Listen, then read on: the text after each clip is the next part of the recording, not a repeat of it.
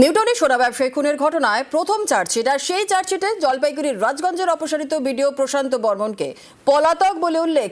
এতদিন হয়ে গেল, এখনো কেন পলাতক? কেন খুনে অভিযুক্ত প্রশান্ত বর্মনকে ধরতে পারছে না পুলিশ, যাকে আত্মসমর্পণের নির্দেশ দিয়েছে হাইকোর্ট ও সুপ্রিম কোর্ট? যার নাম চার্জশিটে, তাকে কেন শোকজ করা হচ্ছে না, কেন সাসপেন্ড করা হচ্ছে না, প্রশ্ন অনেকেরই।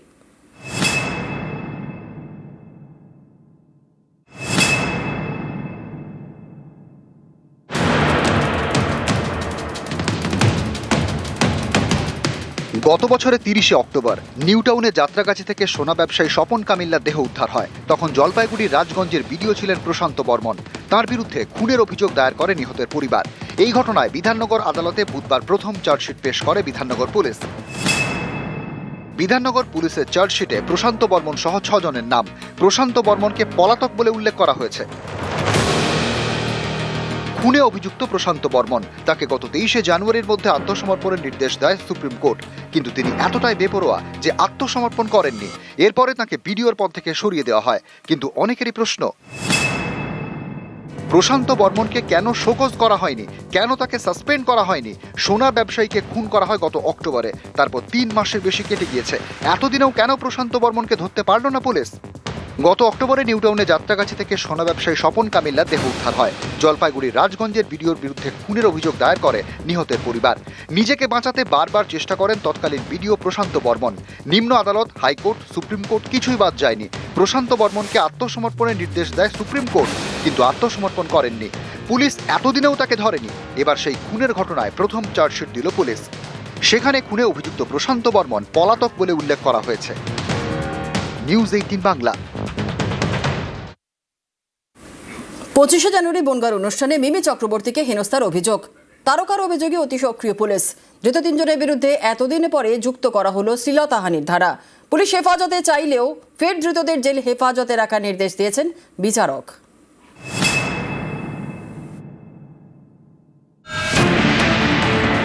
25শে জানুয়ারি গত রবিবার বনগাঁ নয়া গোপালগঞ্জ যুবক সংঘের বাৎসরিক অনুষ্ঠান ছিল।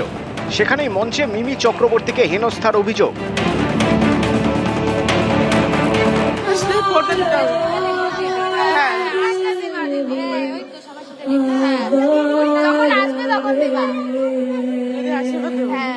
আপনারা মিমি চক্রবর্তীকে দেখলেন, অবশ্যই এখন রাত্রি 12টা বেজে গেছে। এখন মিমি চক্রবর্তী প্রোগ্রাম এখানেই শেষ। ওকে,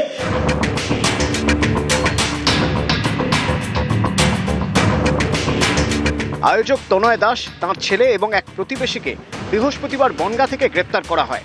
জেল হেফাজত শেষ হওয়ার পরে মঙ্গলবার ধৃতদের বনগাঁ মহকুমা আদালতে পেশ করা হয়। ধৃতদের বিরুদ্ধে শ্লীলতাহানির ধারা যুক্ত করার আবেদন জানায় পুলিশ। পুলিশের আবেদন মঞ্জুর করে আদালত। পুলিশ ধৃতদের তাদের হেফাজতে চায়, কিন্তু আদালত সেই আবেদন মানেনি।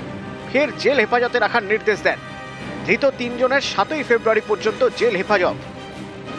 7 তারিখ পর্যন্ত জেল কাস্টডি নির্দেশ রয়েছে এবং পুলিশ ইনভেস্টিগেশন করে আরও দেখতে চাইছে যে যেহেতু এরকম একটা ঘটনা রাত্রিবেলায় যদি কোনো একটা শ্লীলতাহানির মতো ঘটনা ঘটে, এটা খুবই সেন্সিটিভ ব্যাপার এবং জনমানুষের বিরূপ প্রতিক্রিয়া সৃষ্টি হচ্ছে।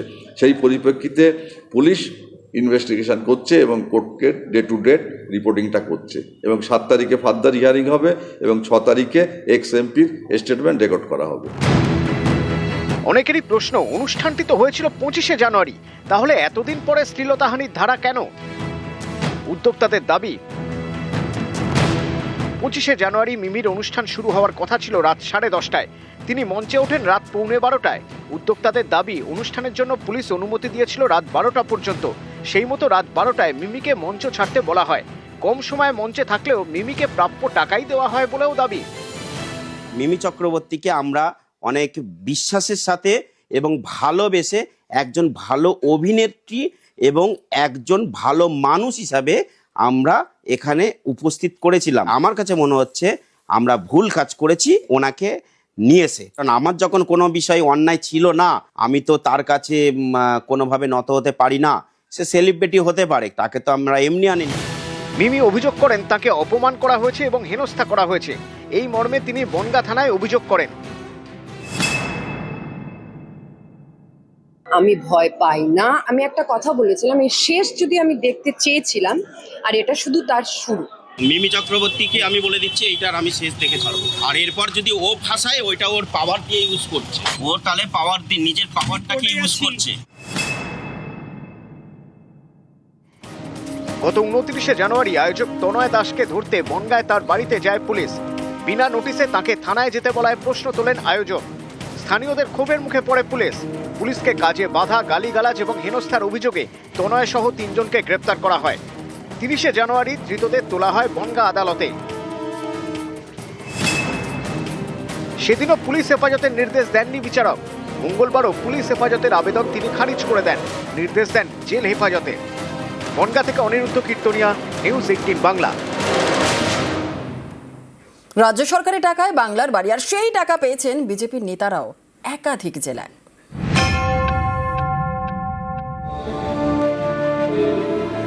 বাংলার বাড়ি রাজ্য সরকারের প্রকল্প। এই প্রকল্পে আবেদন করলে পাকা বাড়ি তৈরির জন্য টাকা দেয় রাজ্য সরকার। আলিপুরদুয়ারে এই টাকা পেয়েছেন এক বিজেপি নেতা, সুখচরণ দাস। আলিপুর 1 নম্বর ব্লকের উত্তর জিতপুর গ্রামের বাসিন্দা। স্থানীয় বিজেপি নেতা, পেশায় রাজমিস্ত্রি। মাস 6 আগে বাংলার বাড়ি প্রকল্পে আবেদন করেন। মঙ্গলবার প্রথম কিস্তির 60,000 টাকা পান।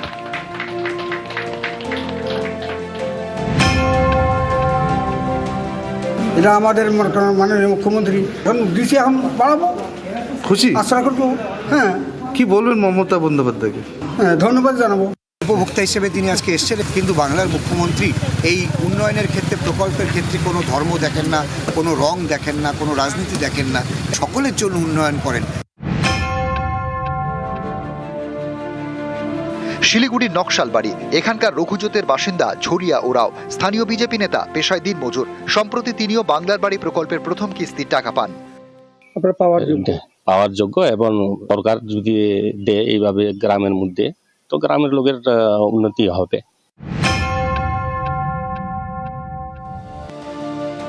সুরজিৎ বাগদি, বাঁকুড়ার জগদল্লা 1 নম্বর পঞ্চায়েতের বিরোধী দলনেতা। তাঁর স্ত্রীও পেয়েছেন রাজ্য সরকারের বাংলার বাড়ির টাকা। সরকার তখন দিয়েছে, আমি বাড়ি পেয়েছি, এটা আমি খুব আনন্দ। নিউজ 18 বাংলা। বাড়ি বাড়ি টয়লেট তৈরির জন্য টাকা বরাদ্দ করেছে রাজ্য সরকার, আর সেই টাকা আত্মসাতের অভিযোগ। আলিপুরদুয়ারে অভিযোগের আঙুল পঞ্চায়েত সমিতির বিজেপির সদস্য স্বামীর দিকে। তিনি অবশ্য মানতে নারাজ।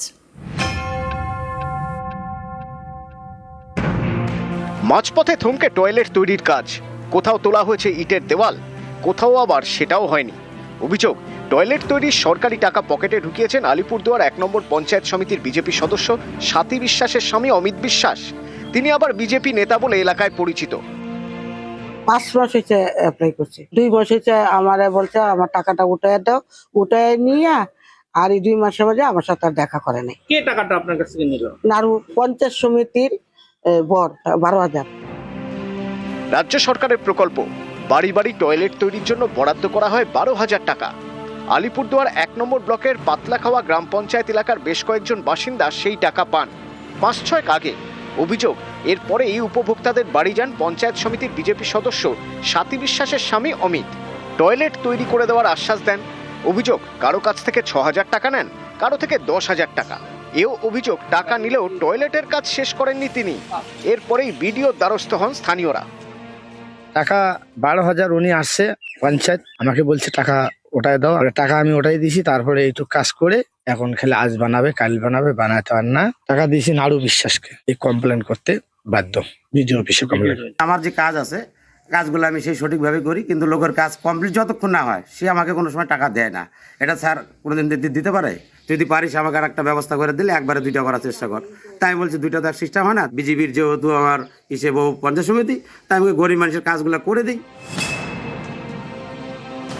ডাইরেক্ট বেনিফিশিয়ারিদের অ্যাকাউন্টে টাকা দেয় পঞ্চায়েত সমিতি, তার বর। তাদের কিন্তু অন্যায়ভাবে গরিব মানুষের টাকা নিয়ে তারা বলছে যে আমি বানিয়ে দিব, টাকাটা আমার হাতে দিন। এটা কিন্তু কোনো নাই, নিয়ম নেই। কিন্তু সে ঠকিয়ে যে টাকা নিল, টাকা নেওয়ার পরও কাজ করলো না। আইনগতভাবে আমরা বিডিওর সাথে আমরা বসছিলাম, তারপরে আইনানুগ ব্যবস্থা আমরা অবশ্যই নেব। আলিপুরদুয়ার থেকে রাজকুমার কর্মকার, নিউজ 18 বাংলা।